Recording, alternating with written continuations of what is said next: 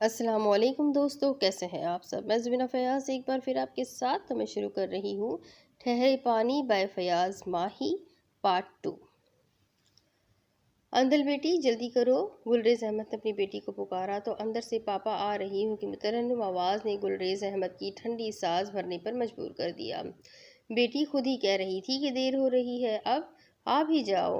गुलरेज़ अहमद ने गाड़ी स्टार्ट की तो अंदर से धान पान सी नाजुक अंदाम अंदल हवा के झोंके की तरह बरामद हुई तो उसके साथ अमीना भी थी, जो बेटी को कॉलेज यूनिफॉर्म में देखकर खुशी से फूले नहीं समा रही थी। गुलरेज, मेरी बेटी को ध्यान से छोड़कर आना। अमीना ने आगे बढ़कर कार का अगला दरवाज़ा खोलकर थोड़ा सा झुककर गुलरेज को तंबीह की तो सीने पर हाथ रखता हुआ जी बेहतर सरकार कहकर मुस्कुराने लगा। अल्लाह हाफिज मामा। अंदर ने अमीना को अल्लाह हाफिज कहा और गाड़ी में बाप के साथ फ्रंट सीट पर बैठ गई तो गुलरेज अहमद ने गाड़ी आगे बढ़ा दी तो चौकीदार ने गेट खोल दिया। दो किनार की शानदार कोठी से शानदार गाड़ी तारकोल की सियाह सड़क पर दौड़ने लगी तो गुलरेज ने बेटी की तरफ देखते हुए पूछा, अंदल, एक हफ्ते में नए सो डंटों से जान पहचान तो हो गई होगी। वो खिलकर हंसी तो गुलरेज अहमद सामने देखते हुए हैरान रह गया। मैंने कोई गलत बात कह दी है? उसका अंदाज सवालिया और हैरत का हसीन इम्तजाज था। पापा जी, स्टूडेंट नहीं स्टूडेंट होता है, वो समझने वाले अंदाज में हंसते हुए बोला। लो भाई, जब मैं यूनिवर्सिटी में पढ़ता था तब तो स्टूडेंट ही कहते थे, अब पता नहीं क्यों बदल गया। पापा, अगर अंग्रेज आपको इंग्लिश बोलते हुए सुन ले तो वो वाकई परेशान हो जाए। अंदल ने बाप की इस बार तस्हीह करना मुनासिब ना समझा। ये लफ्ज़ यूनिवर्सिटी होता है, मगर मैं अंग्रेज़ों के सामने अंग्रेज़ी क्यों बोलूँगा, वो मेरी ज़बान वाकई समझ ना पाएंगे। वो अपनी ही धुन में कह रहा था कि कॉलेज आ गया। उसने अपनी कमीज़ की साइड जेब से 500 रुपये का नोट निकाल कर अंदल की तरफ बढ़ाया तो अंदल ने पहले से ही पकड़े हुए हैंडबैग को खोलकर गुलरेज को दिखा दिया। उसमें काफ़ी पैसे थे। वह हैरत का इजहार करता हुआ पूछने लगा, ये कहाँ से लिए? ये वही है जो मुझे हर रोज़ आप देते हैं। वो लाड से बोली तो गुलरेज मसनूई गुस्से से बोला, खर्च नहीं करती? पापा, मेरी कौन सी दोस्त है जिन पर मैं खर्च करूंगी? वो गाड़ी से बाहर निकलती हुई बोली, मैं खुद ही घर आ जाऊंगी, आप परेशान मत होना। गुलरेज अहमद ने सर हिला दिया और कॉलेज का गेट क्रॉस करके दूसरे तलबा व तालबात के साथ कॉलेज के वसी अहाते में जाता देखता रहा। जब अंदर आंखों से ओझल हो गई तो उसने गाड़ी वापस घर की तरफ दौड़ा दी, जहां अमीना नाश्ते पर उसकी मुंतजिर थी। आपके साहबजादे साहब उठ गए हैं या रोज़ाना की तरह उन पर पानी डालना पड़ेगा? गुलरेज ने अमीना के हाथ से चाय का कप पकड़ते हुए पूछा तो वो रोज़ाना की तरह होठों पर मुस्कुराहट सजाती हुई बोली, बच्चा है, अभी नींद सोने और अपनी मर्जी से उठने दो। अपनी नींद सोने और अपनी मर्जी से उठने दो। उसने अपने इर्द गिर्द खूबसूरत और सर्द शादाब दरख्तों और पाँव के नीचे बिछी हुई कुदरती घास को देखा और ठंडी सांस भरी। अमीना बेगम, अगर मैं भी उसकी तरह सोया रहता तो आज हमारे पास वही कच्चा सा मकान, जिसमें टूटी चारपाइयाँ, हिल हिल कर चलने वाला एक पंखा, लकड़ी के बालू की छत और सहन में लगा हुआ एक नलका ही अपनी कुल जायदाद होता। वो चाय का घूंट भरती हुई बोली, और एक साइकिल कैसे भूल गए? वो हंसता हुआ दूर गेट की तरफ देखने लगा, जिसके साथ अंदर की जानिब उसकी पुरानी साइकिल खड़ी थी, जिसको चौकीदार साफ कर रहा था। वो साइकिल तो मेरी गरीबी की साथी है। इस गुर्बत को दूर करने के लिए हमने जो कीमत अदा की है, अमीना ने कहा तो आवाज़ भर्राने पर गुलरेज अपनी कुर्सी से उठकर उसके पास पहुंचा और उसके कंधों पर हाथ रखता हुआ दिलासा देने वाले अंदाज में कहने लगा, बेकरारी और शिकवा तकदीर इलाही को नहीं मिटा सकती, मगर अजर और सवाब को ज़ाय ज़रूर कर देता है। मगर हमने सवाब कमाने के लिए अपनी कोख का गौहर ही तकसीम कर दिया। अमीना की आंखों से आंसू बहकर उसकी कमीज़ में जज्ब हो गया। गुलरेज अहमद ने उसके कंधों पर हाथों को प्यार से दबाया और कहा, अमीना बेगम, अल्लाह की रहमत देखो कि हम भी साहब औलाद है और आज यकीनन फैज़ान के बराबर तो नहीं, मगर उससे नस्ब ज़रूर है। उसने शानदार कोठी की तरफ देखा और पोर्च में खड़ी कीमती गाड़ियों को, जिनमें से एक उसकी और एक उसके बेटे रमीज़ की थी। हेलो पापा, हेलो मामा। रमीज़ ने अंदर से निकलते ही दूर से ही आवाज़ लगाई तो गुलरेज अहमद नागवारी से बोला, लो आ गया अंग्रेज़ की औलाद। अमीना गुलरेज अहमद की तरफ देखती ही मुस्कुराने लगी, मुझे आज पता चला है कि तुम अंग्रेज़ हो। दोनों का कहकहा बुलंद हुआ तो रमीज़ उनसे चंद कदम ही दूर रुक गया। वो कोठी की इमारत की तरफ देखने लगा। उसका अंदाज ऐसा था कि वालिदैन के जोरदार कहकहे से कहीं इमारत तो नहीं हिल गई। यही हाल चौकीदार सुंदर का था। वो भी साइकिल की सफाई करके उनकी तरफ देख रहा था। ओए पुत्र, अस्सलाम वालेकुम, अब्बा जी और अम्मी जी कहते हैं। ये क्या काठे अंग्रेजों की तरह हेलो हेलो करते रहते हो? गुलरेज अहमद ने नौजवान और खूबसूरत रमीज को अपनी साथ वाली कुर्सी पर बैठते ही समझाना शुरू किया, तो वो गुलरेज अहमद की तरफ देखते हुए कहने लगा, अस्सलाम वालेकुम तो ठीक है, ये पुराने बाबू की तरह अब्बा जी अम्मी जी मुझसे नहीं होगा। गुलरेज अहमद ने अमीना की तरफ देखा और कहा, मैंने अपने अब्बा जी से बहुत मार खाई थी, मुझे लगता है कि तुम्हें भी ठीक करने के लिए एक आध मार लगा ही दूं। अमीना उसकी बात खत्म होते ही फिल बदीहा बोल पड़ी, आप क्या समझते हैं कि आप ठीक हो गए हैं अमीना? गुलरेज अहमद मसनूई गुस्से से अमीना की तरफ देखने लगा तो रमीज हंसता हुआ कहने लगा, मामा ठीक कह रही है, मामा ठीक कह रही है। गुलरेज अहमद का अंदाज हू बहू रमीज जैसा था। तीनों ही हंसने लगे। अमीना ने चाय बनाकर कप रमीज की तरफ बढ़ाया तो उसने शुक्रिया कहकर कप लिया और स्लाइस पर मक्खन लगाने लगा। अब क्लासें कब शुरू होने वाली है? गुलरेज अहमद ने अमीना के पूछने पर असबात में सर हिलाते हुए बेटे की तरफ देखा तो गुस्से में स्लाइस का पीस रखता हुआ बोला, 15 दिन बाद। अमीना बेगम, ये 15 दिन बाद जो जमातें शुरू होंगी वो उसको कितनी देर में इंसान बना देंगी? गुलरेज अहमद ने अपने दोनों बच्चों को इसी तरह हंसी मजाक में ही परवरिश करते हुए दोस्ताना अंदाज में अपनाया था। इस बात को अमीना, रमीज और अंदल खूब जानते थे। ये उनके वालिद की तबीयत में खुश मिजाजी रची बसी है, मगर वो किसी का दिल नहीं तोड़ते थे। अमीना उसकी बात का जवाब देती हुई कहने लगी, ये तो पहले ही माशाल्लाह समझदार और ज़हीन है। वो बेटे की तरफदारी में बोली, मुझे तो खुद इल्म नहीं कि ये क्या बन जाएगा। गुलरेज अहमद ने चम्मच उठाकर प्लेट बुझाते हुए कहा, चलो खोता ही खो इचपा दिता। उसने रमीज की तरफ देखा और बोला, यार मैं तो कहता हूँ कि तुम भी मेरे साथ ऑफिस में आ जाया करो। ना भाई ना, ये पुरानी मशीनों की खरीदो फरोख्त नहीं करेगा। अमीना ने फौरन जवाब दे दिया, तो फिर नई मशीनरी का कारोबार कर ले पापा। अब्बा जी, गुलरेज ने रमीज को फौरन टोक दिया। वो नाक ऊपर करता हुआ बोला, अब्बा जी, आप कारोबार करते रहें, मैं तो अच्छी सी जॉब करूँगा। जॉब? वो दोनों हुर्फ को अलहदा करता हुआ चबाने वाले अंदाज में बोला। अमीना ने फौरन रमीज की हाँ में हाँ मिलाई। नौकरी? ये एकदम गुलरेज अहमद के चेहरे पर खौफ के साए मंडलाने लगे। यूं लग रहा था कि लफ्ज नौकरी ने उसकी सांसों की रवानी को एकदम ब्रेक लगा दी हो। उसकी सांसों में गर्दिश करने वाले खून ने भी इंतशार फैलाते हुए उसके चेहरे पर जमा होना शुरू कर दिया। तो अमीना उसकी बदलती हुई रंगत देखकर परेशान हो गई। वो उठकर उसके पास आई और गुलरेज अहमद का हाथ पकड़ती हुई दबाने लगी। गुलरेज, क्या हुआ? आप एकदम परेशान हो गए? वो सहमे हुए अंदाज में बीवी की तरफ देखते हुए आहिस्तगी से बड़बड़ाया, नौकरी? उसको समझाओ, उसका बाप भी किसी का नौकर था। नौकर? गुलरेज अहमद की आंखों से आंसू निकलने लगे तो रमीज ना समझने वाले अंदाज में हैरानगी और परेशानी से माँ और बाप की तरफ देखने लगा।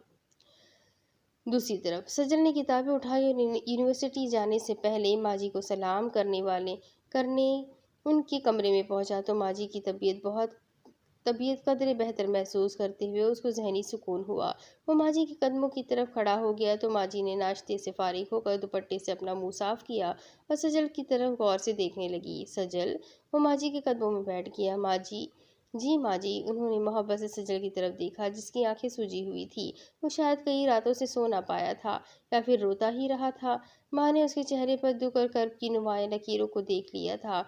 बेटे के माथे पर बनने वाली परेशानी की लकीरें उनको तकलीफ में मुब्तला कर रही थी, उनकी तकलीफ में भी इजाफा कर रही थी। क्या कहा डॉक्टर्स ने मेरे बारे में? सजल को धचका लगा कि कहीं माजी को अपनी बीमारी और कंडीशन का तो पता नहीं चल गया।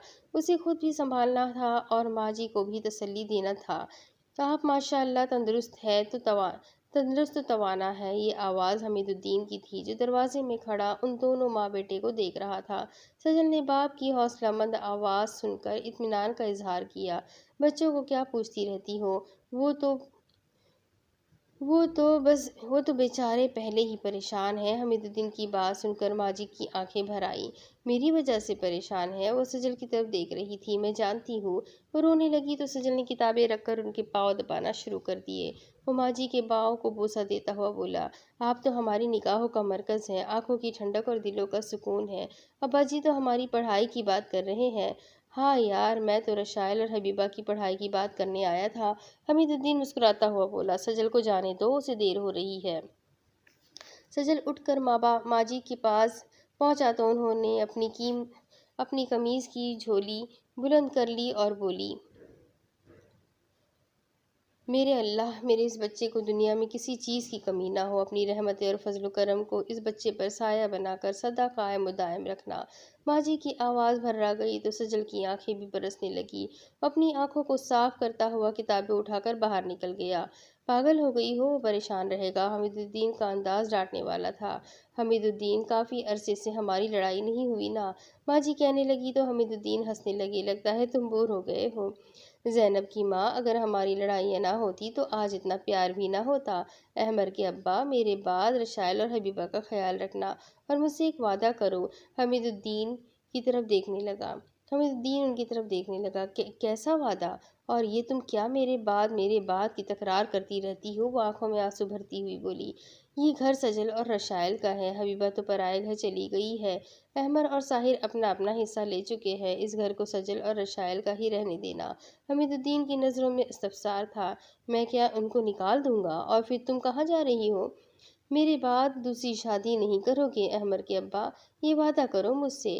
ماجی نے حمید الدین کے ہاتھ پکڑ لیے تو دونوں طرف سے ہی 40-45 سالہ رفاقت کو خراج تحسین پیش کرنے کے لیے آنسوؤں نے آنکھوں کے زندان سے باہر نکل کر موجیں کرنا شروع کر دی۔ پاگل نہ بن، حمید الدین نے آنسوؤں کی برسات پر قابو پاتے ہوئے کہا، اس چھٹی داڑھی کو بڑھاپے میں رو لوں گا؟ پاگل نہ ہووے، میری نواسی جوان ہیں، ان بچوں کی شادیوں کا وقت ہے، اور تجھے تو معمولی بخار تھا، اب بس تو گھر آ گئی ہو، اس گھر کو سنبھالو۔ ماجی اس کی طرف دیکھتی ہوئی اپنے آنسو پوچھنے لگی، احمر کے ابا، میں نے زندگی تمہارے ساتھ گزاری ہے، کینسر کے وارڈ میں میرا علاج کرواتے ہو اور جھوٹ بولتے ہو کہ مجھے بخار ہے۔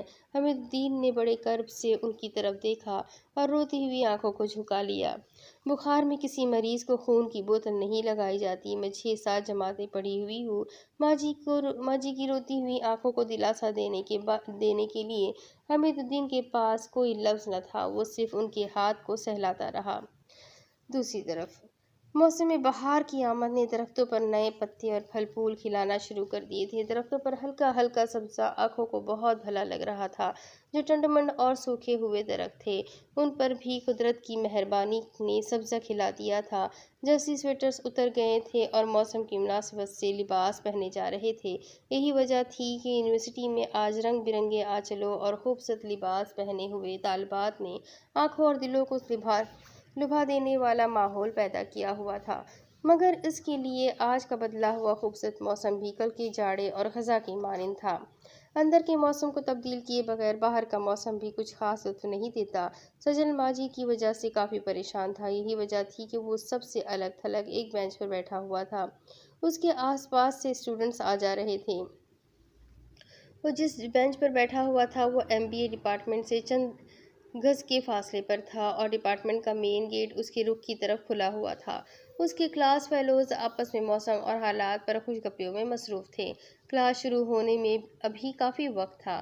وہ خیالوں کی دنیا میں کھویا ہوا تھا۔ ڈاکٹرز نے اسے ماجی کی زندگی کے بارے میں 2 ماہ کا وقت بتا دیا تھا۔ 2 ماہ کے دوران اس کی جنت، اس کی کائنات کبھی بھی اس سے منہ موڑ کر اس کو اس دنیا میں چھوڑ کر خالق کائنات سے جا کر مل سکتی تھی۔ ماجی کے بغیر گھر کی کیا حالت ہوگی؟ بہن بھائیوں کو سنبھالنا، ان کے رویے اور تربیت و پرورش کا سامنا، اس کے لیے بہت سارے مسائل تھے۔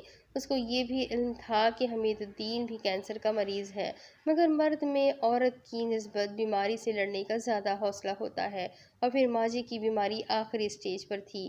ایکسکیوز می، ایک مترنم آواز نے اسے چونکا دیا۔ وہ خیالوں کی دنیا سے نکلا تو اپنے سامنے ایک پری جیسی خوبصورت لڑکی کو دیکھتا رہ گیا۔ اس کے ہاتھ میں 2-3 کتب تھی اور ایک ہاتھ میں موبائل پکڑا ہوا تھا۔ جی کہیے، وہ اس کے خوبصورت سراپے کا جائزہ لیتا ہوا یہی کہہ سکا۔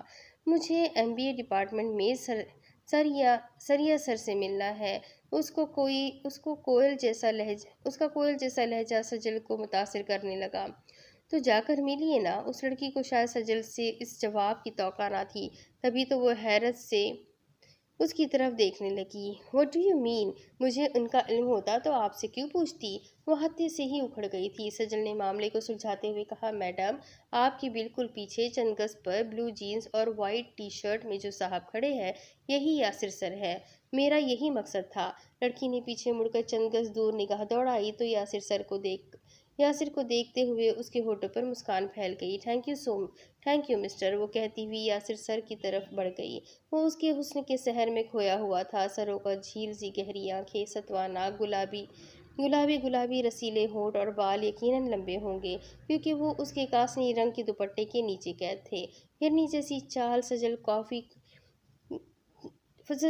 کو فی الوقت مایوسی اور پریشانیوں کے جال سے نکال گئی تھی۔ وہ پتہ نہیں کون تھی۔ اس کو یونیورسٹی میں پہلی بار دیکھا تھا، بلکہ آج اور ابھی دیکھا تھا۔ وہ اپنے تمام کلاس فیلوز میں شرارتی اور منچلے کے نام سے مشہور تھا، مگر اس نے کبھی بھی کسی کی دل آزاری کرنے والا کوئی بھی مذاق کسی کے ساتھ نہ کیا تھا۔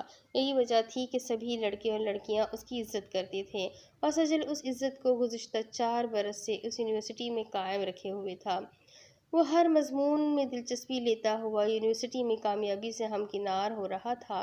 اس کے ساتھ یونیورسٹی میں داخل ہونے والے کئی تو اپنی تعلیم مکمل کر چکے تھے، اور کئی اس کی تعلیم کے شوقین اور ہر مضمون کو سمجھنے کے دلدادہ اس کے ساتھ ہی تھے، جن میں سے ایک نوازش بھی تھا۔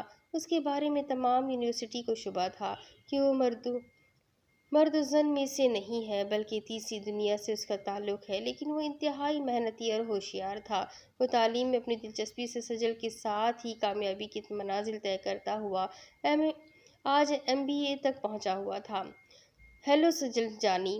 نوازش نے اس کی اس محویت کو توڑا جو وہ نووارد لڑکی میں محسوس کر رہا تھا۔ سجل نے ہمیشہ کی طرح اس کی طرف مسکرا کر دیکھا تو وہ اس کے کندھے پر ہاتھ مارتا ہوا سجل کے ساتھ ہی بینچ پر بیٹھ گیا، تو سجل مسکراتا ہوا اس کی طرف دیکھنے لگا۔ آج تو کسی نے نہیں چھیڑا تمہیں"۔ وہ زندہ دل انسان تھا، مسکرانے لگا۔ "کسی کی مجال ہے جو نوازش کو ہاتھ بھی لگا سکے؟" اس کی آواز اور اندازہ بالکل ہجڑوں جیسا تھا، مگر وہ بضد تھا کہ وہ مرد ہے۔ اس بات کی بحث اس نے اور سجل نے کبھی نہ کی تھی۔ "اچھا تم یہ بتاؤ، ماجی کیسی ہے؟" سجل اس کے پیارے انداز پر قربان ہوتا ہوا بولا۔ "اچھی ہے"۔ وہ 2 لفظوں میں ہی آئندہ آنے والے 2 ماہ کا غم بیان کر گیا تھا۔ "یار سجل، مجھے بھی کسی دن ماجی سے ملواؤ نا۔"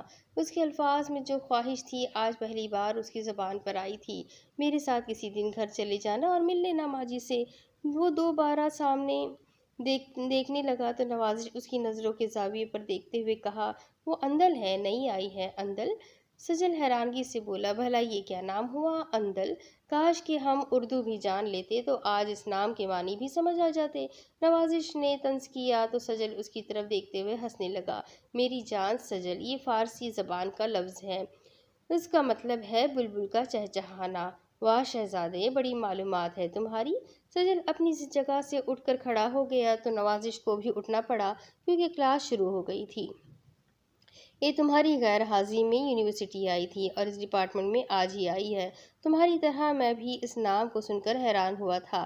پھر میں نے اردو کے ایک لیکچرار سے تمام حدود عربہ معلوم کر لی ہیں۔" نوازش نے اندل نام کی پوری تفصیل بھی بتا دی، اور یہ بھی کہ وہ تب یونیورسٹی میں آئی تھی جب وہ ماجی کے سلسلے میں ہسپتال میں مصروف تھا۔ کلاس میں داخل ہوتے ہی اس کی خوشی دوگنا ہو گئی جب اس نے اندل کو اپنے ساتھ والی کرسی پر بیٹھے ہوئے دیکھا۔ وہ خاموشی سے سر یاسر کا لیکچر سننے لگے، مگر اس نے محسوس کیا کہ اندل کن آنکھوں سے اس کی طرف بار بار دیکھ رہی ہے۔ سر یاسر گویا کہ نوجوان تھے، مگر ان کے پڑھانے اور سمجھانے کا انداز بہت اچھا تھا۔ وہ ایک بات گھول گھول کر اپنے اسٹوڈنٹس کو پلانے والے انداز میں سمجھاتے تھے۔ یہی وجہ تھی کہ ان کی کلاس کا رزلٹ ہمیشہ اچھا ہوتا تھا۔ احمر اور ساحر کو دیکھ کر ماجی کے چہرے پر رونق آ گئی تھی۔ ان کی بیماری نے ان کا حسن نچوڑ کر بالکل ہی हल्दी की मानंद रंगत कर दी थी। चेहरे की झुर्रियों में इजाफा हो गया था। शहर भर में छुट्टी होने की वजह से हमीदुद्दीन की गैरेज भी बंद थी। वो भी बच्चों के साथ बीवी के चेहरे की जानिब गमज़दा नज़रों से देख रहा था, मगर वो बज़ाहिर उनके साथ खुशगपियों में मसरूफ़ था। लेकिन वो जानता था कि अहमद और साहिर महज दुनियादारी निभाने के लिए आए हैं, मगर वो माजी के सामने उनकी सरजनिश करके उनको मज़ीद बीमार या परेशान ना करना चाहता था। वो गाड़ी पर हाथ रखकर बता देता था कि गाड़ी कितनी चली हुई है या फिर इसमें क्या नुक्स है। हर रोज़ कई रंग के लोगों से मिलकर वो दिन गुजारता था और आज अपनी ही पैदा की हुई औलाद के चेहरों से वो अंदाज़ा लगा रहा था कि महज रस्म निभाने के लिए ही आए हैं। ये वही दोनों बेटे थे जिनको अच्छी तालीम दिलवाने के लिए हमीदुद्दीन ने दिन रात एक करके अपने हाथों को घिसाया था, तो ये बच्चे परवान चढ़ सके थे। अब घबराए नहीं आप घबराएं नहीं, अल्लाह सब बेहतर करेगा। अहमद, जो कि बड़ा था, ज़ैनब से छोटा मगर बेटों में बड़ा था, उसने माजी का हाथ पकड़ते हुए उनको दिलासा दिया तो उनके होठों पर मुस्कान फैल गई। अहमद, माजी ने उसकी तरफ देखते हुए कहा, बहू नहीं आई? तुम्हारे बच्चे तो ठीक है ना? माजी की उसके बच्चों के बारे में परेशानी हकीकी थी। जी, वो हस्पताल में मसरूफ़ थी। अहमद को शायद तौक़ा न थी कि माजी उसकी बीवी और बच्चों के मुतालिक भी पूछेंगी, तभी वो इस अचानक सवाल पर गड़बड़ा गया। बच्चे भी ठीक हैं, आपकी दुआओं की ज़रूरत है माँ। माजी ने कर्ब से उसकी तरफ देखा और बोली, मेरी दुआओं में असर कहाँ अहमद। वो माजी की बात को अच्छी तरह समझ गया था। वो खामोशी से उनकी तरफ देखता रहा। माजी, मुझे इजाज़त दे, स्टोर अकेला छोड़ दे तो मुलाजिम नुकसान करते हैं। साहिर ने जाने कब से इजाज़त मांगने के चक्कर में उनकी तरफ देख रहा था।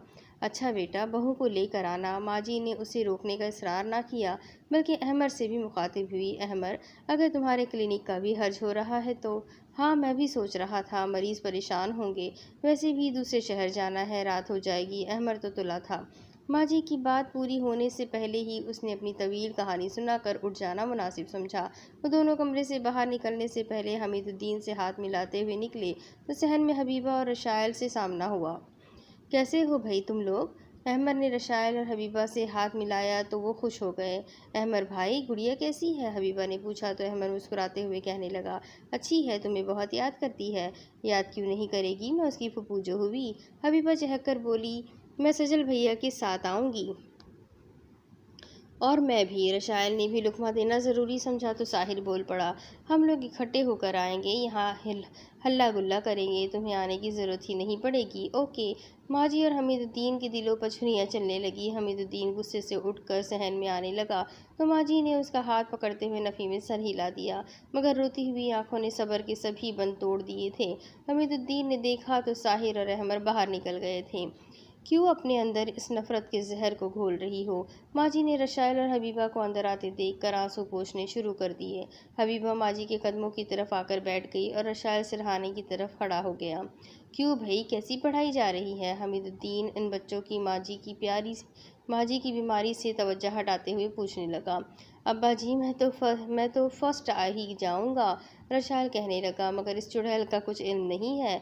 उसने हबीबा की तरफ इशारा किया तो बिजली की तरह चमकती हुई बोली, देखूंगी जब फर्स्ट आओगे। सूरत देखी है कभी आईने में? तुमसे तो अच्छी है। हमीदुद्दीन और माजी का मकसद पूरा हो गया था। वो उनकी नोक-झोंक में दिलचस्पी महसूस करते हुए मुस्कुरा रहे थे। मैं डॉक्टर बनकर लोगों का मुफ्त इलाज करूंगा, तुम देखना। रशायल ने जल्दी पर तेल फेंका तो आग भड़क उठी। जब मैं वकील बनूंगी तो फिर तुम भी देखना।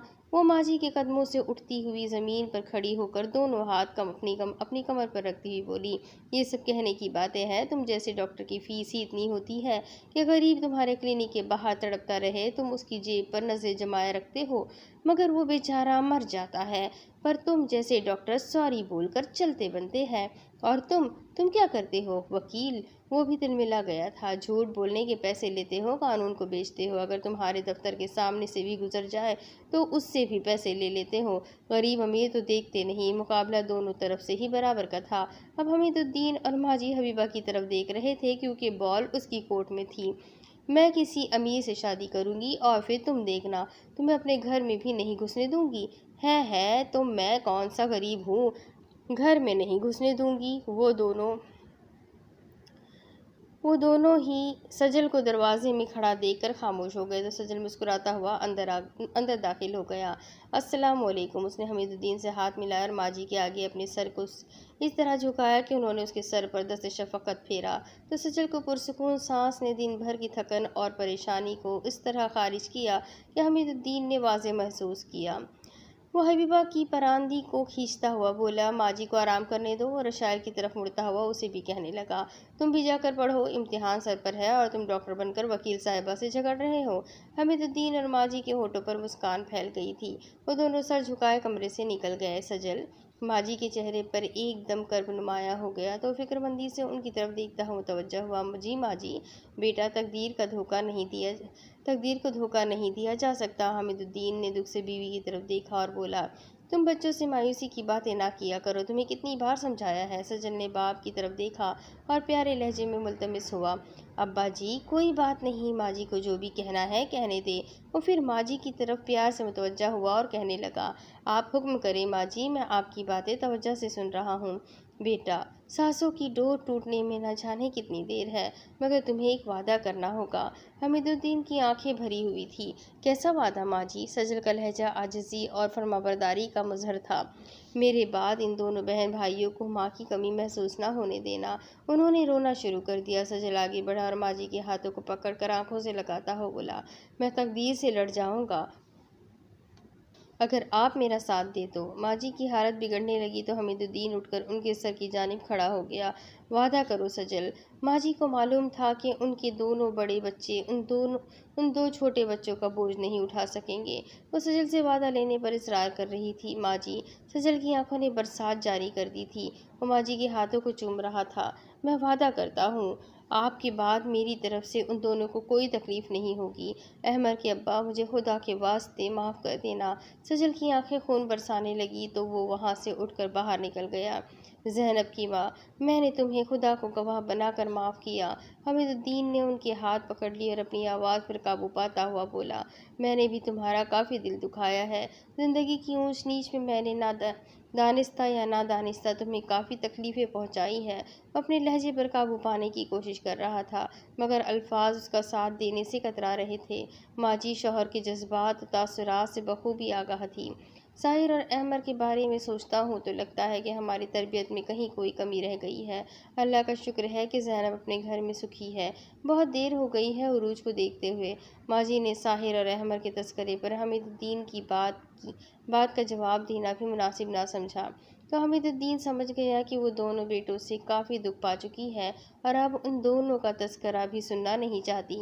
एकदम उनकी रंगत तब्दील होने लगी तो हमीदुद्दीन परेशान होकर सजल को आवाज़ें देने लगा।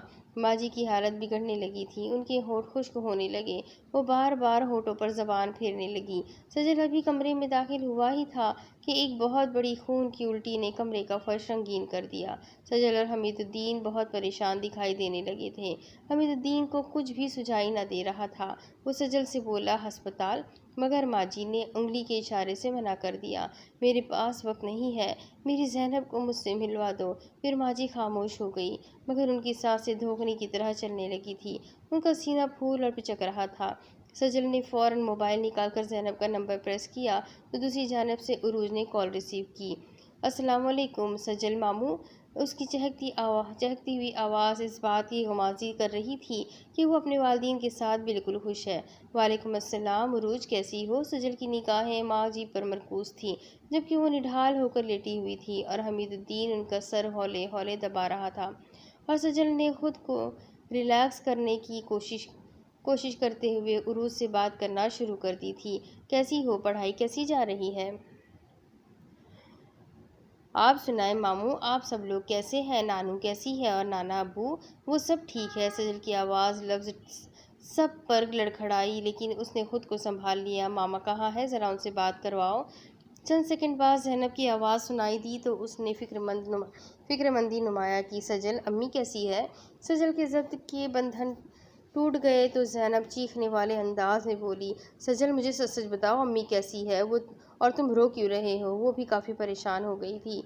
आप लोग फ़ौरन आ जाए, अम्मी आपको बहुत याद कर रही है। सजल इतना ही कह पाया। मेरी उनसे बात करवाओ सजल, फ़ौरन मेरी अम्मी से बात करवाओ, वो सो रही है, आप अब्बा जी से बात कर ले। सजल की बर्दाश्त जवाब न दे सकी। उसने मोबाइल हमीदुद्दीन की तरफ बढ़ा दिया। हेलो, हमीदुद्दीन की लड़खड़ाती आवाज़ ने ज़ैनब को कई वसवसों में डाल दिया था। अब्बा जी कैसे हैं आप? अम्मी कैसी है?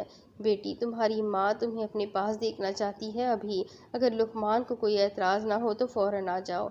हमीदुद्दीन ने बेटी को दिलासा और इत्तला अजीब से गुड़मुड़ अल्फाज में दी थी।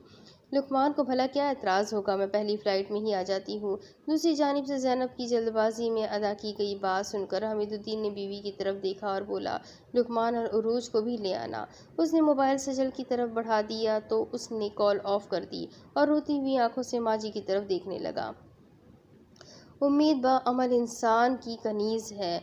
हमीदुद्दीन ने सजल के कंधे पर हाथ रखते हुए उसे हौसला दिया और माँ जी की तरफ देखते हुए सहन में आ गए। तुम पढ़े लिखे और बाशऊर मामला फ़हम इंसान हो, उम्मीद रखोगे तो कामरानी तुम्हारे कदमों में फ़तह बिछा देगी। मैं सुस्त और काहिल नहीं हूँ अब्बा जी। वो सहन में आ गए तो बरामदे में रखी हुई कुर्सियों पर बैठ गए।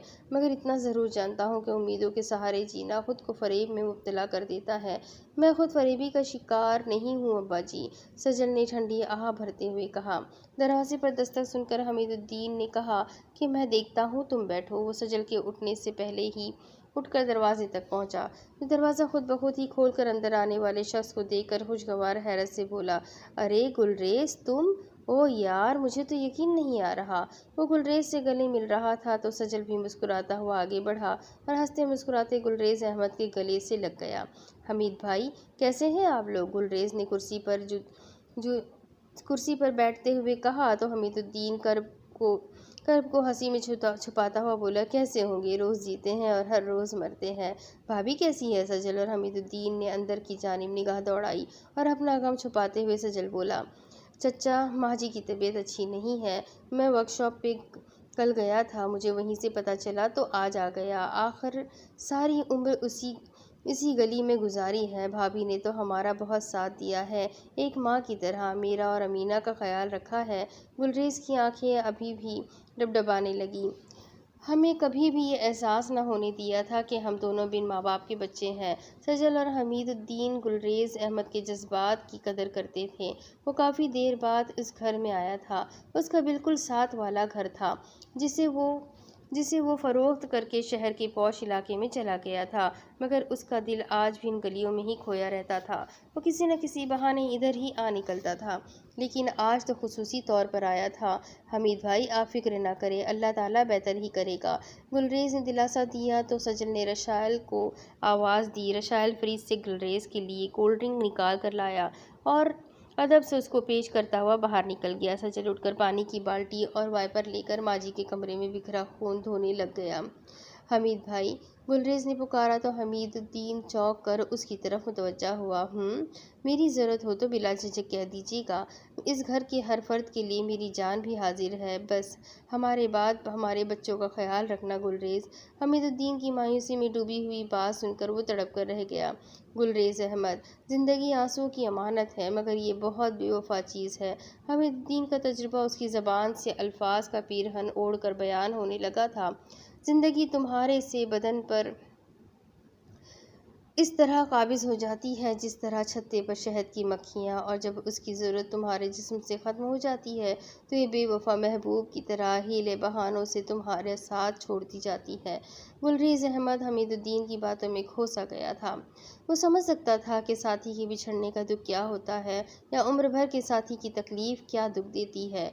अंदर ही अंदर से घुन की तरह ये ज़िंदगी हमें खाती रहती है, मगर हम बेवकूफ़ों की तरह इस बेवफा की हिफाजत करते रहते हैं। हमीदुद्दीन आंसू भरी आंखों से गुलरेज की तरफ देखने लगा था। हम भाभी को अच्छे और महंगे अस्पताल में लेकर चलते हैं, हम उनका इलाज अच्छे डॉक्टरों के पास करवाएंगे। गुलरेज अहमद की ऑफ़र सुनकर हमीदुद्दीन हौले से मुस्कुराया।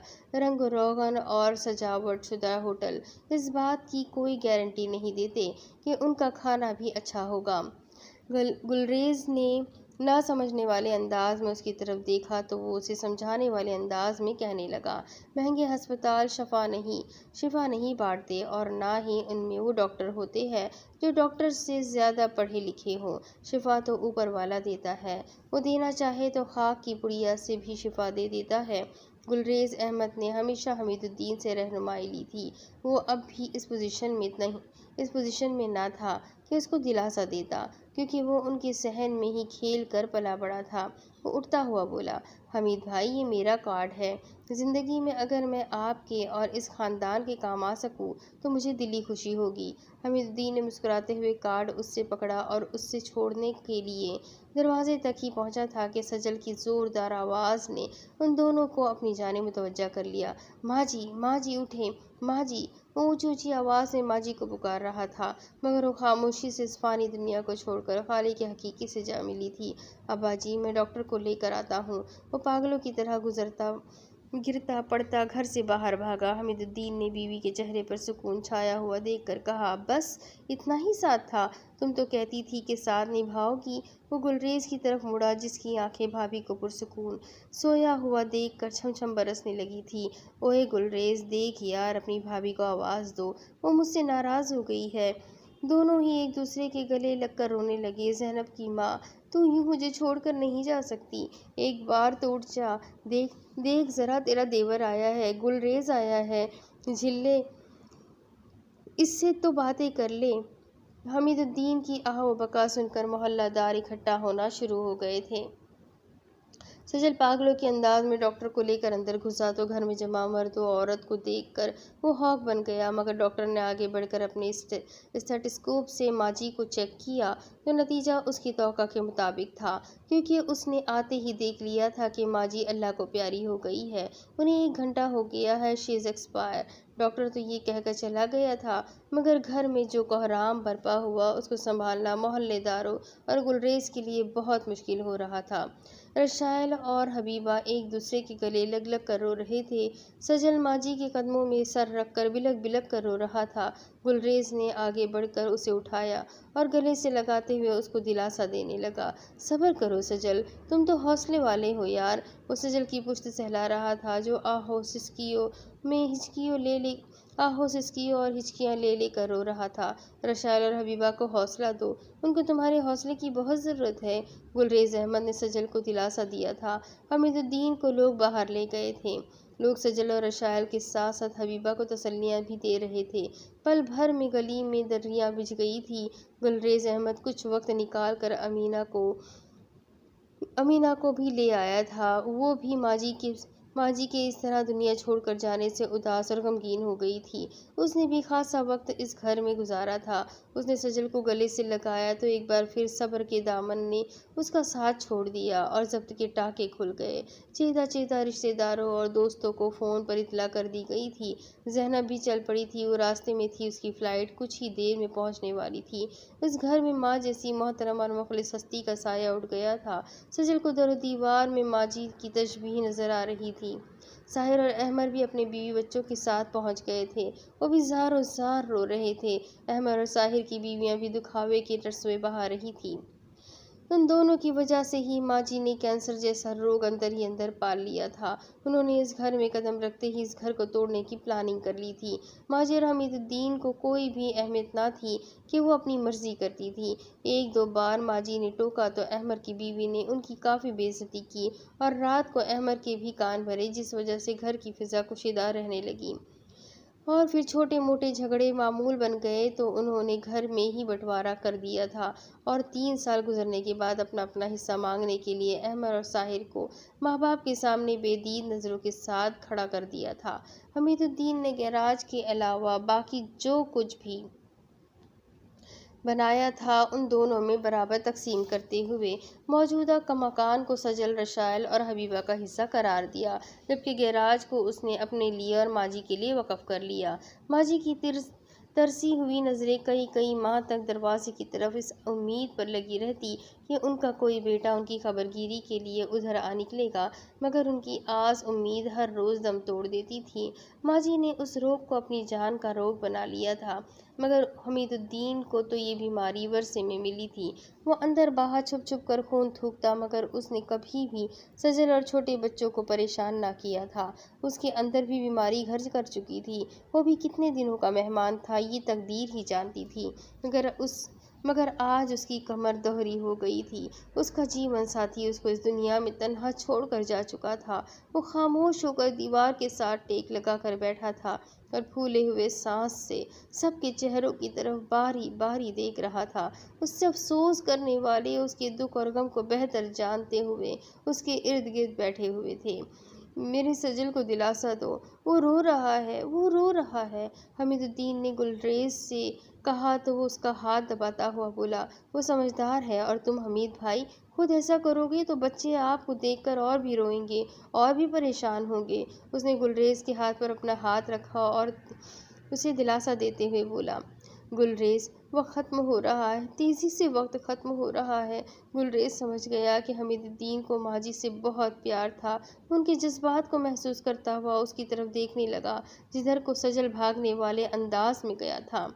زینب عروج اور لقمان کے ساتھ گلی میں داخل ہو چکی تھی، مگر گھر کے باہر جمع لوگوں کو دیکھ کر پہلے تو وہ حیرانگی سے کسی ہمسائی سے سبب پوچھنے لگی، لیکن جب سجل بھاگ کر اس کی طرف روتا ہوا بڑھا تو وہ سمجھ گئی کہ مہربان ماں کا سایہ سر سے اٹھ چکا ہے۔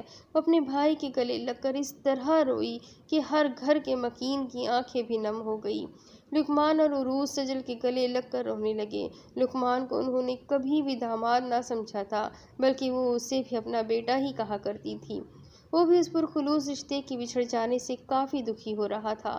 حمید الدین نے بیٹی اور نواسی کو گلے لگا کر آنسوؤں کی بے ہم برسات میں اپنا دکھ ان کے کندھوں پر ڈال دیا۔ زینب نے ماجی کی میت پر لپٹ کر جو گریہ زاری کی وہ وہاں پر موجود ہر ذی روح کو تڑپانے کے لیے کافی تھی۔ چند لمحوں بعد باہر سے شور اٹھا کہ حمید الدین کو کچھ ہو گیا ہے۔ اس کے ہاتھوں اور پاؤں کو لوگ مالش کر رہے تھے، مگر اس کی گردن بھی ایک طرف کو ڈھلک گئی۔ اس کا سر گلزیر احمد کی گود میں تھا اور آنکھیں آسمان کی جانب لگی ہوئی تھی۔ وہ اپنے ساتھی سے زندگی نبھانے کے وعدے کو ایفا کر گیا تھا، مگر بچوں کو بچھاڑے کھاتے ہوئے نہ دیکھ سکتا تھا۔ سجل، ساحر اور احمر تو بڑے تھے اور سمجھدار تھے، مگر رشائل اور حبیبہ کی کچی عمریں مہربان اور مخلص سہاروں کے چھن جانے سے کاتب تقدیر سے آنسوؤں کی زبان میں شکوہ کر رہی تھی۔ اب آگے۔ ہر سال کی طرح اس سال بھی مشنری کی ایکسپورٹ کا tender Faizan group of industry کو ملا تھا۔ چیمبر میں تمام کاروباری لوگ فیضان گروپ آف انڈسٹری کے مینیجر کو مبارکبادیں دے رہے تھے۔ گلریز احمد نے بھی مینیجر کو مبارکباد دی اور چیمبر سے باہر نکل گیا۔ وہ اس ٹینڈر کی اس طرح ہاتھ سے نکل جانے پر خاصا دل برداشتہ لگ رہا تھا، مگر اب صبر کے سوا کچھ بھی نہ کیا جا سکتا تھا۔ وہ اپنی گاڑی میں بیٹھا اور گاڑی اندل کی یونیورسٹی کی طرف بڑھا دی۔ اندل نے فون کر کے اسے کہا تھا کہ وہ آفس سے واپسی پر اسے گھر لے جائے۔ گلریز نے کئی بار کہا تھا کہ وہ اپنی الگ گاڑی لے لے اور اس پر یونیورسٹی جایا کرے، لیکن نہ جانے کیوں اندل اس بات پر کبھی بھی راضی نہ ہوئی تھی۔ اب کافی مصروفیت سے وقت نکال کر وہ اندل کی ڈیوٹی بھی کرنا تھی۔ اس نے پہلے تو سوچا کہ وہ رمیز سے کہہ دے گا، وہ اندل کو پک کر کے گھر چھوڑ آئے گا۔ چونکہ رمیز فی الحال تعلیم سے فارغ تھا اور اس کا زیادہ وقت دوستوں میں ہی گزرتا تھا، اس نے سوری کر کے مصروفیات ظاہر کی تو یہ کام خود ہی گلریز کو کرنا پڑا۔ وہ یونیورسٹی کے گیٹ کے پاس آ کھڑا ہو گیا اور اندل کا انتظار کرنے لگا۔ گلریز کو یہ tender Faizan group of industry کو جانے کا بہت قلق تھا۔ اس نے بہت سی امیدیں اس ٹینڈر سے وابستہ کی تھیں، لیکن وہ تو اس فیلڈ میں ایک چھوٹا سا کاروباری شخص تھا، مگر وہ بڑے بڑے لوگوں میں اٹھتا بیٹھتا تھا۔ اس کی کاروباری ساکھ خاصی متاثر کن تھی۔ اس نے تھوڑے ہی عرصے میں بہت نام کما لیا تھا۔ وہ خود مشینری کا مانا ہوا کاریگر تھا۔ کوئی بھی لاٹ خریدنے سے پہلے وہ ایک نظر میں ہی تمام مشینوں کا جائزہ لے لیتا تھا اور اپنی تمام کاریگرانہ صلاحیتوں کو بروئے کار لاتا ہوا اس مال کو خریدنے کے لیے مناسب قیمت کا ٹینڈر بھر دیتا۔ اس نے بہت سے ٹینڈر اٹھائے تھے اور دولت کمائی تھی۔ آج شاندار گاڑی اور شاندار رہائش میں وہ اپنے بچوں کے ساتھ اچھی خاصی باعزت زندگی گزار رہا تھا، لیکن پھر بھی دل میں جو کاروباری رنجش اور حسد ہوتا ہے وہ کبھی کبھار جاگتا تو وہ بے چین ہو جاتا تھا۔ حقیقت میں وہ ان پڑھ ہونے کی وجہ سے مار کھاتا تھا اور وہ کسی بھی بھروسے کے آدمی کو ڈھونڈنے کے لیے کسی پر بھروسہ نہ کرنا چاہتا تھا۔ وہ جانتا تھا کہ اس دنیا میں دھوکے اور فریب سے نام کمانے والے بہت سے افراد مل جائیں گے، لیکن با اعتماد اور کاروبار کو سمجھنے والا بندہ ڈھونڈنا جوئے شیر لانے کے برابر مترادف تھا۔ ہیلو پاپا، اندل کی آواز نے اسے چونکا دیا۔ وہ اندل کو پہلو میں بیٹھے دیکھ کر مسکرانے لگا۔ کن خیالوں میں کھوئے ہوئے تھے آپ؟ گلریز نے گاڑی آگے بڑھا دی اور اندل کی طرف دیکھتے ہوئے بولا۔ اندل تم کیا کر رہی ہو؟ باپ کو تنگ کرنے والے انداز میں بے ساختہ بول پڑی۔ آپ کے ساتھ گھر جا رہی ہوں۔ گلریز کو اس جواب کی توقع نہ تھی۔ وہ دانت پیستا ہوا بولا، ٹھیک ہے، پھر بات بھی گھر جا کر ہی ہوگی۔ وہ بھی اندل کا باپ تھا۔ اندل کو کچھ تجسس محسوس ہوا تو وہ کھسیانی ہو کر بولی، ایکچولی میں سمجھ نہیں پائی تھی کہ آپ کیا کہنا چاہتے ہیں۔ گاڑی گھر کی طرف جانے والی سڑک پر موڑتے ہوئے گلریز احمد نے بیٹی کی طرف دیکھا اور پھر سامنے دیکھنے لگا۔ یہ رمیز کون سا کورس کر رہا ہے؟ گلریز احمد رمیز کو اس فیلڈ میں لانا چاہتا تھا، مگر اس کی کیا رائے تھی یہ بھی نہ معلوم تھا۔ بھائی تو ایم اے انگلش کرنے کا ارادہ رکھتے ہیں اور پھر کوئی اور کورس اور پھر کسی غیر ملک میں جاب۔ اپنے ملک میں اچھی تعلیم حاصل کر کے فائدہ غیر ملکیوں کو کیوں دیتے ہیں آپ لوگ؟ وہ اندل کی زبان سے رمیز کے پروگرام کو سن کر حیران ہو رہا تھا۔ وہ لوگ سیلری اچھی دیتے ہیں سہیلی؟ وہ لفظ سیلری کو نہ سمجھ سکا تھا۔ اسے جو سمجھ آئی وہ کہہ بیٹھا تو اندل کھلکھلا کر ہنس پڑی۔ سہیلی نہیں پاپا، سیلری مطلب تنخواہ۔ گلریز احمد نے سمجھنے والے انداز میں سر ہلایا اور بولا، اگر اتنی ہی تنخواہ اسے میں دوں تو کیا وہ میرے ساتھ کام کرے گا؟ وہ باپ کی طرف حیرت و استعجاب سے دیکھتے ہوئے بولی، پاپا آر یو سیریس؟ اندل کا آخری فقرہ سمجھ نہ آنے پر وہ منہ کھولے اس کی طرف دیکھنے لگی۔ میرا مطلب ہے کہ آپ بھائی کو جاب دیں گے اور پھر تنخواہ بھی دیں گے۔ گاڑی گھر کے گیٹ تک پہنچ گئی تو چوکیدار نے گیٹ کھول دیا، مگر گلریز نے گاڑی بیچ گیٹ کے ہی کھڑی کرتے ہوئے سامنے کوٹھی کی پرشکوہ عمارت کی طرف دیکھا اور اندل سے کہنے لگا، 25 سال تک میں نے فیضان گروپ آف انڈسٹری میں ملازمت کی تھی۔ اندل کو آج گلریز کا رویہ کچھ بدلا ہوا لگ رہا تھا۔ 25 سالوں میں ملازمت کی تنخواہ سے میں اتنا بھی نہ بچا پایا کہ اس سائیکل کو موٹر سائیکل میں ہی بدل لوں۔ وہ نہ سمجھنے والے انداز میں بلا جھجک بول پڑی، میں سمجھی نہیں پاپا۔ اس کا اندازہ اب لب و لہجے بھی سنجیدہ تھے، کیونکہ گلریز جب مذاق کے موڈ میں ہوتا تھا تو اس کی گفتگو کرنے کا انداز اور ہوتا تھا۔ اور گاڑی آگے بڑھا لے گیا تو چوکیدار نے گیٹ بند کر دیا۔ وہ دونوں باپ بیٹی گاڑی سے اترے بغیر ہی اپنی بات جاری رکھے ہوئے تھے۔ زندگی نے مجھے ایک موقع دیا کہ میں فیضان گروپ آف انڈسٹری کو چھوڑ کر چھوٹا سا کاروبار کر لوں۔ گلریز نے اندل کی طرف منہ کر لیا تھا۔ وہ بھی باپ کی بات توجہ سے سن رہی تھی۔ میں نے اپنی غربت دور کرنے اور نوکری سے چھٹکارا پانے کے لیے تمہاری ماما سے مل کر ایک فیصلہ کیا جس نے میری زندگی بدل کر رکھ دی۔ آپ نے کبھی اس بارے میں ہمیں بتایا ہی نہیں پاپا۔ اندل گلریز کی باتوں سے خاصی متاثر دکھائی دے رہی تھی۔ کبھی ضرورت ہی نہیں پڑی بیٹا۔ وہ دونوں گاڑی سے باہر نکل آئے تھے تو امینہ ان کی طرف حیرانگی سے دیکھ رہی تھی۔ کیا آج گاڑی میں ہی کھانا کھانے کا پروگرام ہے؟ گلریز اور اندل ہنستے ہوئے آگے بڑھ گئے تو اندل نے امینہ کو گلے لگاتے ہوئے پوچھا، آپ خود کو کیسا محسوس کرتی ہیں ماما؟ امینہ حیرت سے اندل کی طرف دیکھنے لگی۔ اس کے بولنے پر پہلے ہی گلریز کی شوخی سے بھری آواز نکلی، کیا کوئی طبیعت خراب تھی جناب کی؟ امینہ گلریز کی طرف مصنوعی غصے سے دیکھتی رہی۔ مجھے کیا ہوا تھا کہ میں اب بہتر یا بیمار محسوس کروں گی؟ اس کا انداز سوالیہ تھا۔ میرا مطلب تھا کہ آپ کو پاپا جیسے جیون ساتھی کو پا کر زندگی کیسی محسوس ہوتی ہے؟ امینہ گلریز اور اندل کی طرف دیکھ کر ایک دم سنجیدہ ہو گئی۔ میں تو ہوا میں بکھرے ہوئے اس تنکے کی مانند تھی جو بے وزن اور بے وقت ہوتا ہے۔ میرے سر پر خوشبختی اور محبت کی چھت تو گلریز نے ہی دی ہے۔ امینہ کی آنکھیں ڈبڈبانے لگی تو گلریز نے آگے بڑھ کر اس کو کندھے سے تھام لیا اور بولا، بیج ڈالنے سے ہی پودا بنتا ہے، لکڑی کے ساتھ ہی لوہا کھلے سمندر میں تیر سکتا ہے۔ میری محبت کی چھت کو دیواریں تو تم نے ہی دی ہے امینہ۔ اگر میری محبت کی چھت کو تم دیوار بن کر سہارا نہ دیتی تو آج میرا بھی وجود اس تنکے کی مانند ریزہ ریزہ ہو کر بکھر جاتا، جس کا کوئی وزن یا کوئی وقت نہیں ہوتی۔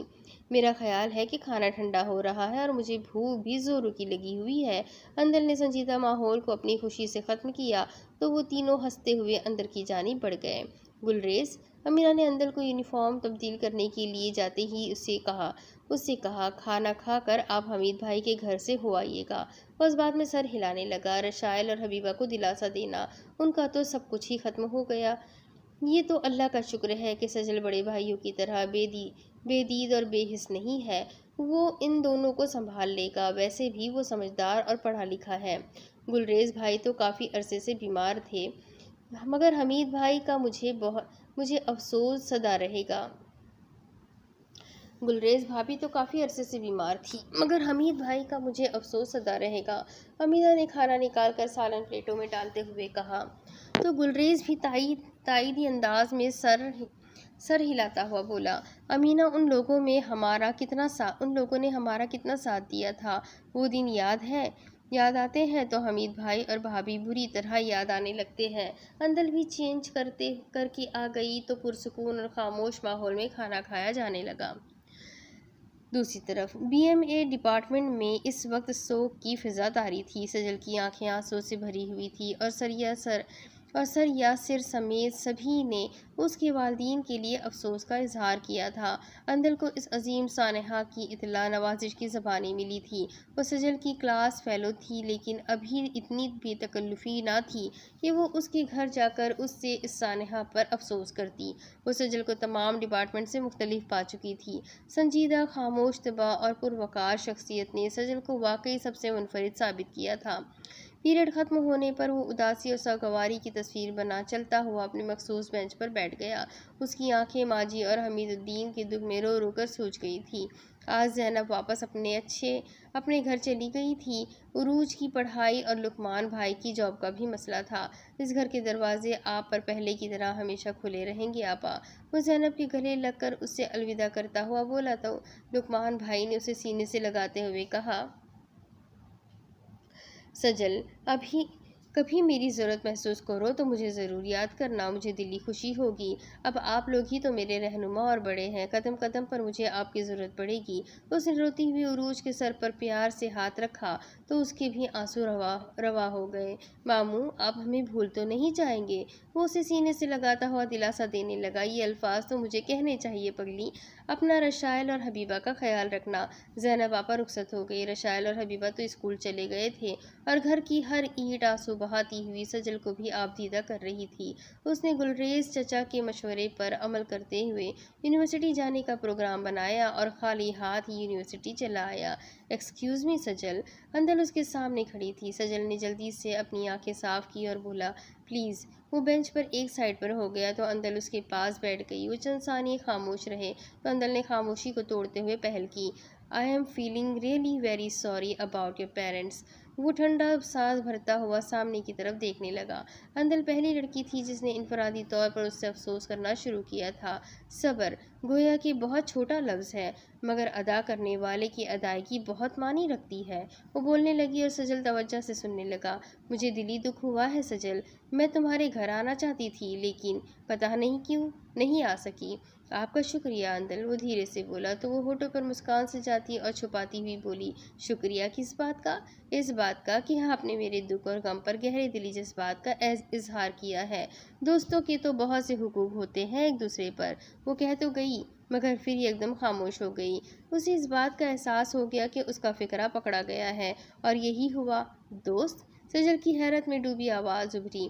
وہ اب بات کو سنبھالنے کے لیے الفاظ ڈھونڈ رہی تھی۔ میرا مطلب ہے کہ کلاس فیلوز کا رشتہ ایسا بے لوث اور مخلص ہوتا ہے کہ دوستی میں بدل جاتا ہے، اور دوستی جتنی پرانی ہو اتنی ہی مضبوط اور پائیدار ہوتی ہے۔ وہ اپنے تئیں بات بنا رہی تھی مگر بات طول پکڑنے لگی۔ اندل، یہ میری اور آپ کی پہلی ملاقات ہے۔ دوسری، وہ فوراً بولی تو سجل آہستگی سے بولا، راہ چلتے ہوئے سلام دعا کو میں ملاقات نہیں کہتا، आई एग्री विथ यू, वो फिर बोली तो सजल ठंडी आह भरता हुआ बोला, ज़िंदगी के पहले 20 साल ज़िंदगी का कीमती हिस्सा और इंसान का असासा होते हैं। अल्लाह ताला ने मुझे इन सदमात को सहने के लिए 20 साल यादगार बना दिए। मेरा इस कातिब तकदीर से कोई शिकवा नहीं है, क्योंकि ये दुख मेरी 20 साल ज़िंदगी के बाद शुरू हुआ है। नेक लोगों की ऊपर वाले को भी को ज़रूरत होती है, तभी तो वो उन्हें अपने पास बुला लेता है। वो उसकी तरफ पहली बार देखती हुई बोली तो सजल की दुनिया अंदर से उथल पुथल होने लगी। उसे नज़र झुकाकर खामोश रहना ही बेहतर जाना। नवाजिश उनकी तरफ आ रहा था। वो दोनों ही उसको अपनी तरफ आता देख रहे थे। वो पास आकर उनके कदमों की तरफ नीचे ही घास पर बैठ गया तो अंदल ने उठकर उसके लिए जगह बनाने के लिए खुद को सजल के मज़ीद करीब कर लिया, तो वो अपनी जगह पर सुकड़ कर बैठ गया। इस बात को अंदल ने भी महसूस कर लिया था, मगर नवाजिश ने घास पर ही बैठने को तरजीह दी। सजल अल्लाह के कामों में कोई भी दखल अंदाजी नहीं कर सकता। नवाजिश का अंदाज उसको समझाने वाला था, मगर उसकी गुफ्तगू और लबो लहजा अंदल के लिए हैरान कुन था। वो उसको इस्तेजाब की कैफियत में मुब्तला होकर देख रही थी। अब अगर हम तुमको बार बार सब्र की तलकीन करें तो तुम्हारे जख्म हरे ही रहेंगे। इन पर खरंड आने दो यार, आओ कैंटीन में चलते हैं। नवाजिश ने सजल का हाथ पकड़कर उससे भी उठाया और अंदल से भी मुखातिब हुआ। अंदल तुम भी चलो हमारे साथ, आज की चाय मैं पिलवाता हूँ। अंदल भी मुस्कुराती हुई उन दोनों के कदमों के साथ कदम उठाती हुई कैंटीन की जानिब बढ़ने लगी। वो खुन अखियों से सजल की तरफ भी देख लेती थी, जिस पर वकार, रौब और दबदबा जच रहा था। उसे सजल के साथ कदम से कदम मिलाकर चलना अच्छा लगने लगा था। वह सपनों की दुनिया में खोना चाहती थी कि कैंटीन आ गई और वो अपनी कुर्सियों पर बैठ गए। मैं सिर्फ चाय पीऊँगा, सजल धीरे से बोला तो नवाजिश ने अंदर की तरफ देखा तो वो कंधे उचकाती हुई बोली, हम यारा दोज़ख हम यारा जन्नत, हम यारा दोज़ख हम यारा जन्नत। नवाजिश और सजल ने चौंक कर उसकी तरफ देखा और फिर दोनों की नज़रें आपस में टकरा कर ये पैगाम देने लगी कि ये लड़की तो तकल्लुफ़ नहीं बरत रही, बल्कि बहुत ही बेतकल्लुफ़ है। नवाजिश ने चाय का ऑर्डर दिया तो अंदर नवाजिश से मुखातिब हुई, नवाजिश आप यूनिवर्सिटी के बाद क्या करते हैं? दीवारों को पेंट करता हूँ, पंखों को ग्रेस देता हूँ, वगैरह वगैरह। सजल मुस्कुराते हुए बोला, अब्बू के कान, इनका मतलब है कि क्या क्या मसरूफियत है। नवाजिश का मकसद हल होने लगा था। वो सजल को गम की फिजा से बाहर निकालना चाहता था और सजल आहिस्ता आहिस्ता उसकी बातों में दिलचस्पी लेने लगा। वो साथ ही साथ चाय भी पी रहे थे और एक दूसरे से बातें भी कर रहे थे, मगर नवाजिश इस बात को गोल कर गया था कि यूनिवर्सिटी के बाद उसकी क्या मसरूफियात है। पापा आप भाई को हर साल दूसरे मुल्क जाकर छुट्टियां मनाने की परमिशन दे देते हैं। अंदल ने रमीज़ को अपना सामान पैक करते हुए देख लिया था। वो चीखने वाले अंदाज में उसके कमरे से निकलती हुई टीवी लाउंज में आ पहुंची थी, जहां अमीना और गुलरेज टीवी पर अपना पसंदीदा प्रोग्राम देख रहे थे। इन दोनों ने अंदल की बात पर तवज्जो देने की बजाय टीवी पर ही मरकूज रखी थी, तो वो और भी चिढ़ गई। उसने खड़े होकर दोनों की तरफ देखा, फिर टीवी के सामने खड़ी हो गई। मुझे मालूम है आप लोग मुझे जानबूझकर चिढ़ा रहे हो, वो टीवी बंद करती हुई बोली तो अमीना और गुलरेज बेक ज़बान होकर बोले, हमसे कुछ कहा अंदल जी? महाराजों की जोड़ी बंदी नाचीज़ आपसे ही मुखातिब है। वो कॉर्निश बजाने वाले अंदाज में झुकी और आदाब बजा लाने वाले अंदाज में हाथ हिलाते हुए तल्खी से बोली, अगर महाराजों की जोड़ी की तबीयत पर नागवार ना गुजरे तो बंदी की दरख्वास्त पर गौर किया जाए। बोलो क्या चाहती हो? और ये ऊंची ऊंची आवाज़ में बोलकर तुमने महल के सुकून को बर्बाद करने की जो तौहीन की है, इसकी सज़ा तुम्हें ज़रूर मिलेगी। गुलरेज उठकर दोनों हाथ पुश्त पर बांधे इधर उधर टहलते हुए अंदर से मुखातिब हुआ तो अमीना उसकी मोहलिया अंदाज पर हंसने लगी। बंदी को बैरून मुल्क सैर के लिए इजाज़त दी जाए हुजूर वाला। अंदर का अंदाज हुनूज इजाज़त ले रहा था। इजाज़त है, तुम अभी के अभी दुनिया के किसी भी मुल्क की सैर के लिए जा सकती हो। वे दोनों हाथों से ताली बजाते हुए अंदल को इजाज़त दी तो अंदल तमाम मुगलिया अंदाज भूलती हुई अपनी पर उतर आई और फिर बोली, पापा आपको भी मालूम है कि मैं अभी कहीं नहीं जा सकती क्योंकि मेरी क्लासेस शुरू हो चुकी है। रमीज़ भी अंदर से आ गया, वो भी तमाम मामला समझता हुआ गुफ्तगू में शरीक हो गया। देखो जल कुकड़ी, इसकी बात पूरी होने से पहले ही अंदर चमकती हुई बोली, जल परी وہ طنزیہ انداز میں ہنستا ہوا بولا۔ خوش فہمی اچھی ہے تمہاری اپنے بارے میں۔ امینہ اور گلریز ان دونوں کی لڑائی دیکھنے کے لیے ان کی طرف متوجہ ہو گئے تھے۔ تم مجھ سے جیلس نہ ہوا کرو، ویسے بھی تم لڑکی ہو، تمہارا باہر نکلنا معیوب سمجھا جاتا ہے۔ اوہ ہیلو، وہ رمیز کی آنکھوں کے سامنے چٹکی بجاتے ہوئے بولی۔ ذرا خیالوں کی دنیا سے نکل آؤ، تم پرانے دور میں نہیں پھر رہے ہو، یہ آج کا زمانہ ہے جو عورت کا ہے۔ وہ عورتوں کی طرح ہاتھ نچاتا ہوا بولا۔ آہا آہا، عورتوں کا زمانہ، ذرا بیوی یہ تو بتاؤ کون سی عورت نے اس زمانے میں کون سا تیر مارا ہے؟ اس کا انداز طنز سے بھرپور تھا۔ اس سے پہلے کہ اندر جواب دیتی، گلریز اٹھ کر ان دونوں کے درمیان کھڑا ہو گیا۔ بس بس، وہ دونوں طرف ہاتھ اٹھاتا ہوا بولا۔ آج کی لڑائی ختم اور برابر بھی رہی۔ اندر کا منہ بن گیا۔ وہ پیر پٹکتی ہوئی اپنے کمرے میں چلی گئی۔ کب فلائٹ ہے تمہاری؟ گلریز نے رمیز سے پوچھا تو وہ ہنستے ہوئے بولا، آج رات کو پاپا۔ امینہ بھی اٹھنے لگی تو رمیز ان کی طرف بڑھتا ہوا بولا، آپ بیٹھیے۔ وہ بھی اس کے ساتھ ہی صوفے پر بیٹھ گیا۔ رمیز، امینہ اس سے مخاطب ہوئی تو گلریز بھی سامنے والے صوفے پر بیٹھ کر ان دونوں کی طرف دیکھنے لگا۔ تمہارے پاپا کام کی وجہ سے پریشان ہیں، وہ گلریز کی طرف دیکھتا ہوا بولا۔ مگر پاپا نے مجھ سے کوئی ایسی بات نہیں کی اور کبھی بھی نہیں کی۔ بیٹا، جب باپ کا جوتا بیٹا پہن کر یہ کہے کہ یہ جوتا اسے بالکل فٹ ہے تو اس کا یہ مطلب نہیں کہ وہ بھی باپ بن گیا ہے۔ رمیز نے گلریز کی طرف نہ سمجھنے والے انداز میں دیکھا تو وہ پھر بولا، رمیز، بہت سی باتیں ایسی ہوتی ہے جو بیٹا دکھائی نہیں دیتا انہیں خود محسوس کرنا پڑتا ہے۔ پاپا، آپ پہلیاں نہ بجھوائیں، کھل کر بات کریں پلیز، وہ زچ ہو رہا تھا۔ تم اپنا موڈ آف نہ کرو، اپنے دوستوں کے ساتھ جاؤ، آپسی پر بات کریں گے۔ امینہ نے بات بدلی تو وہ نروس ہوتا ہوا بولا، مما آپ بتائیں، آپ لوگ سیریس ہیں؟ اور اگر سیریس ہے تو کوئی پرابلم تو نہیں، خیریت ہے نا؟ گلریز اٹھا تو امینہ اور رمیز بھی اٹھ کر کھڑے ہو گئے۔ سب خیریت ہے، تم کسی بھی قسم کی فکر نہ کرو اور ٹینشن مت لو۔ رمیز ہنسنے لگا۔ وہ باپ کی تصحیح کرتا ہوا بولا، اٹینشن نہیں، ٹینشن۔ وہ الفاظ کو الگ الگ کرتا ہوا بولا تو گلریز اپنے ہی انداز میں بولا، چل چھٹ پرا۔ تینوں کا کہا بلند ہوا تو اندل نے اپنے کمرے میں بیٹھے بیٹھے ہی غصے سے دروازے کی طرف دیکھا اور ہوں کہہ کر منہ پھلا کر بیٹھی رہی۔ اب اس کے آگے کی کہانی میں آپ کو اگلی قسط میں سناتی ہوں کہ آگے اس کہانی میں اور کیا ہوگا۔ یہ جاننے کے لیے میرے ساتھ بنے رہیں۔ اگلے ویڈیو میں پھر ملیں گے، تب تک کے لیے اپنا خوب سارا خیال رکھیں، مجھے بھی دعا میں یاد رکھیں اور جاتے جاتے ویڈیو کو لائک کرنا بالکل نہ بھولیں۔ اللہ حافظ۔